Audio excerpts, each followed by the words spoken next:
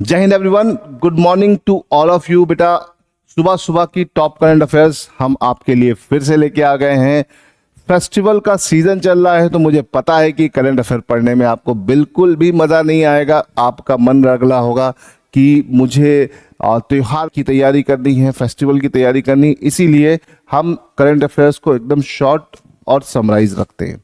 चलिए, तो आज की टॉप करंट अफेयर्स हम शुरू करते हैं। आगे बढ़ने से पहले मैं आपको बता दूं कि इसका पीडीएफ आपको टारगेट डिफेंस एकेडमी के टेलीग्राम चैनल पर मिल जाएगा और इससे संबंधित और भी क्विज आपको वहीं पे मिल जाएगी। अगर आपको प्रैक्टिस को बेहतर करना है तो वहां पर आके क्विज लगा सकते हो।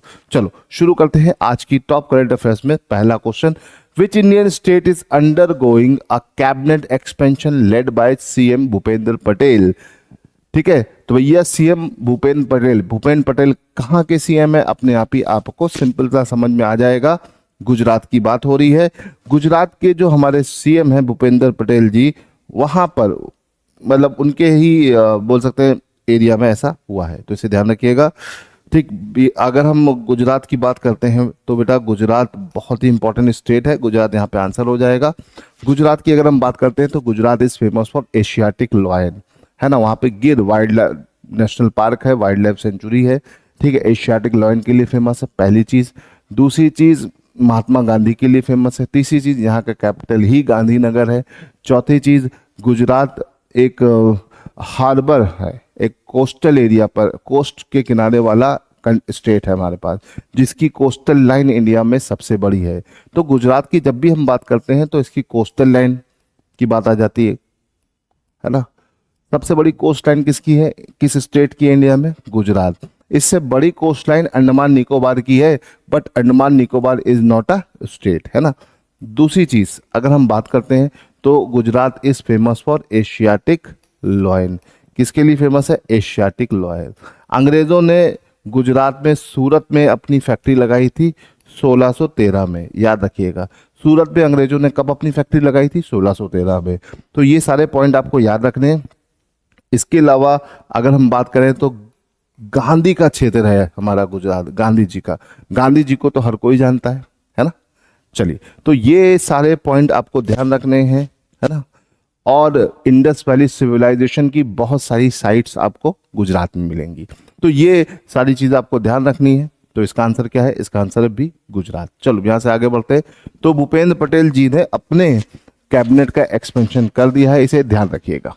आई होप कि आपको समझ में आ रहा होगा। चलो यहां से आगे बढ़ते हैं अगले क्वेश्चन की तरफ। What was the defence minister Rajnath Singh referring to as a prime example of India's defence self reliance. तो भाई रक्षा मंत्री राजनाथ सिंह ने भारत की रक्षा आत्मनिर्भरता का प्रमुख उदाहरण किसे बताया है? ऑपरेशन विजय, ऑपरेशन सिंदूर, ऑपरेशन ट्राइडेंट, ऑपरेशन शक्ति। तो भैया यहाँ पे जितने भी ऑपरेशन है, ये में सबसे इंपॉर्टेंट भारत की आत्मनिर्भरता और भारत की पावर को दिखाने वाला ऑपरेशन, मुझे लगता नहीं कि आप में से किसी को ये आंसर नहीं पता होगा। इसका आंसर क्या है? ऑपरेशन सिंदूर। ऑपरेशन सिंदूर को बताया। ऑपरेशन सिंदूर भारत की वो कामयाबी है जिसने भारत की आत्मनिर्भरता को बहुत अच्छे से दिखाया है ना, तो इसे ध्यान रखिएगा। चलिए यहां से आगे बढ़ते हैं। तो राजनाथ सिंह हमारे डिफेंस मिनिस्टर हैं। क्वेश्चन नंबर 3 की तरफ चलते हैं। विच इशू है recently raise concern about the medicine safety in MP. Back to back medicine को लेकर, स्पेशली बच्चों की मेडिसिन को लेकर बहुत ज्यादा बवाल चल रहा है ना। तो इसी में ही बीच में अभी आपका एमपी में भी एक केस आया। तो भैया एमपी में मेडिसिन को लेकर क्या केस आया? गलत खुराक, लेबलिंग, दवा में कीड़े मिलना, समाप्त हो चुके टीके, नकली एंटीबायोटिक। तो ये केस है आपका वॉर्म फाउंड इन मेडिसिन, है ना। वॉर्म मतलब कीड़े, दवा के अंदर कीड़े निकले। बच्चों को एंटीबायोटिक एजिथ्रोमाइसिन दी जा रही थी ग्वालियर के एक हॉस्पिटल में, और वहां पर उन दवाइयों में कीड़े पाए गए, जिसके चलते काफी बच्चे सीरियस हालत में आ गए हैं और काफी सारों की डेथ हो गई है। तो ये एक बैक टू बैक बार बार ये केसेस आ रहे हैं कि दवाइयों वाले, तो दवाइयों का गुणवत्ता को लेकर भारत सरकार के जो क्राइटेरियाज हैं वो तो बहुत सख्त है, लेकिन निगरानी बहुत सख्त नहीं है। और बीच में जो ये लूप होल्स हैं कंपनी और जो भी ऑफिसर्स हैं उनके बीच में जो गड़बड़ियां चल रही हैं, जिसके चलते जिसका भुगताना आम आदमी को करना पड़ा है, तो ये बहुत ही नुकसान वाली चीज़ है। दवाइयों के साथ समझौता नहीं होना चाहिए। इस तरह की खराब दवाइयाँ हमें नहीं मिलनी चाहिए। तो तो इसको लेकर हमें थोड़ा सा या हमारे सरकार को कुछ अच्छा करना चाहिए, क्योंकि ये एक बहुत बड़ा इशू है ना। कल को ये चीज़ें हमारे और आपके साथ भी हो सकती है, तो इसे ध्यान रखिएगा, ठीक है। और अभी मैंने लास्ट टाइम भी एक केस बताया था, फिर देखो ये बैक टू बैक दवाइयाँ खराब होना मतलब सिस्टम की एक गड़बड़ी को ही इंडिकेट कर रहा है। चलिए question number 4, what fiscal issue is being debated in India regarding central state relationship. केंद्र राज्य सरकार को, केंद्र राज्य संबंध को लेकर कौन से इशू तूल भर रहे हैं, है ना। तो टैक्स डिवोल्यूशन इम्बैलेंस का, सब्सिडी आवंटन या सब्सिडी एलोकेशन, केंद्रीय बैंक की स्वतंत्रता, है ना, central bank autonomy, GST compensation delay. तो देखिए जब भी सेंट्रल और स्टेट के बीच में इनबैलेंसिंग जनरेट होती, it is due to taxes, है ना। तो यहां पर इसकी अगर हम बात करें तो टैक्स डिवॉल्यूशन इम्बैलेंस इसका मेन आंसर है। सेंट्रल स्टेट रिलेशनशिप की अगर हम बात करते हैं तो सेंट्रल स्टेट रिलेशनशिप हमारे पास किस पार्ट में डिफाइन है, शेड्यूल 7 में। शेड्यूल 7 के अंदर 3 लिस्ट है, लिस्ट 1, लिस्ट 2, लिस्ट 3।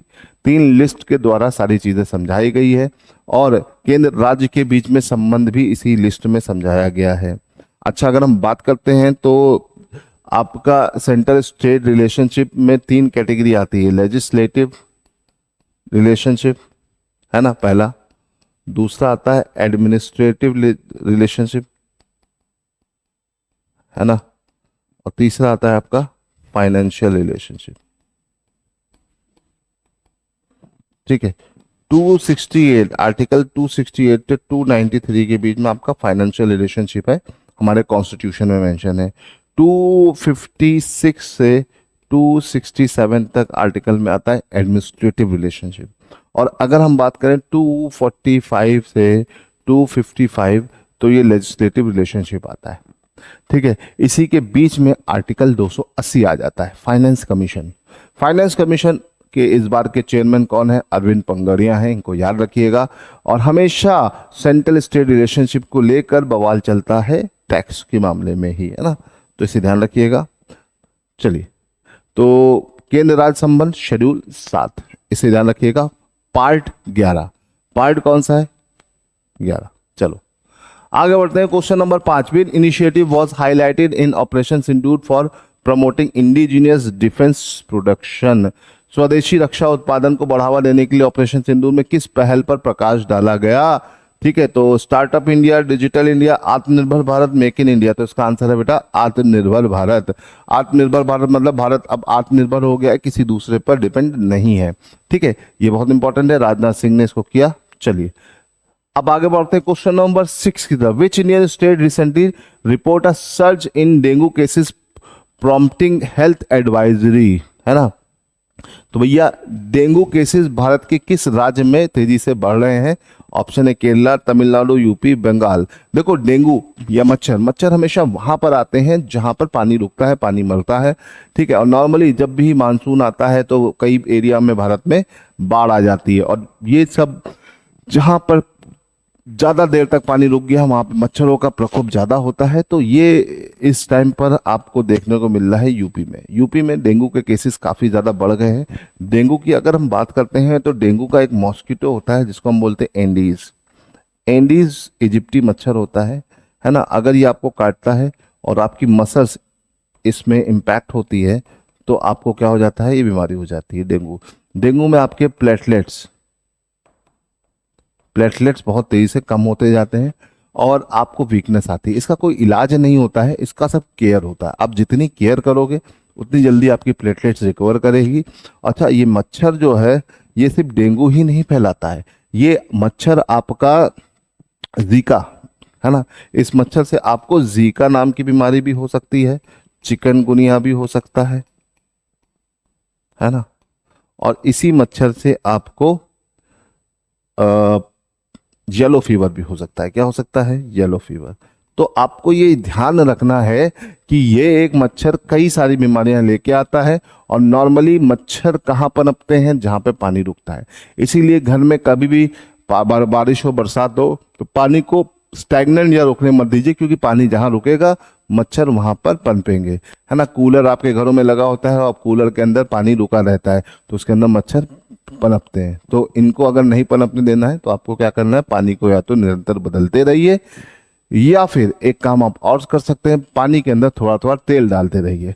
तेल डालने से क्या होगा, पानी का सरफेस टेंशन डिक्रीज हो जाएगा और मच्छर जो अपने अंडे पानी के ऊपर देते हैं वो अंडे डूब जाएंगे। तो इसे ध्यान रखिएगा, ठीक है। इसके अलावा अगर कोई और उपाय करना है तो गैम्बूजिया नाम की एक मछली आती है, उसे पानी में पाल लीजिए।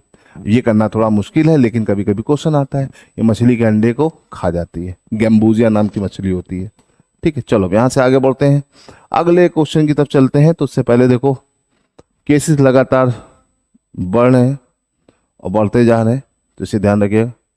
आगे बढ़ते हैं, क्वेश्चन नंबर 7 की तरफ चलते हैं। Question number 7, what major infrastructure project was inaugurated today to boost connectivity in North east.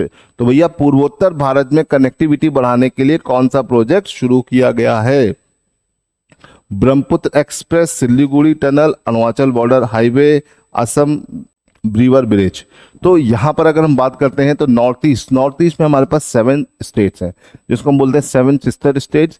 ये सारे के सारे पहाड़ी इलाके हैं जहाँ पर हमारे पास कनेक्टिविटी कम है और जिसकी वजह से यहाँ पे डेवलपमेंट भी कम है ना। और लेकिन इन स्टेट्स को हमें इग्नोर नहीं करना चाहिए, एक नेचुरल एरिया है।